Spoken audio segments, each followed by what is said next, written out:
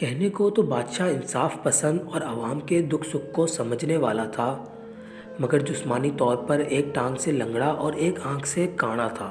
ایک دن بادشاہ نے مصوروں کو اپنی تصویر بنوانے کے لیے بلا لیا، اور وہ بھی اس شرط پر کہ تصویر میں اس کے یہ عیب نہ دکھائی دیں۔ سارے کے سارے مصوروں نے یہ تصویریں بنانے سے انکار کر دیا، اور وہ بھلا بادشاہ کی 2 آنکھوں والی تصویریں بناتے بھی کیسے جب بادشاہ تھا ہی ایک آنکھ سے کانا، اور وہ کیسے اسے 2 ٹانگوں پر کھڑا ہوا دکھاتے جبکہ وہ ایک ٹانگ سے لنگڑا بھی تھا۔ لیکن اس اجتماعی انکار میں ایک مصور نے کہا، بادشاہ سلامت، میں بناؤں گا آپ کی تصویر۔ اور جب تصویر تیار ہوئی تو وہ اپنی خوبصورتی میں ایک مثال اور شاہکار تھی۔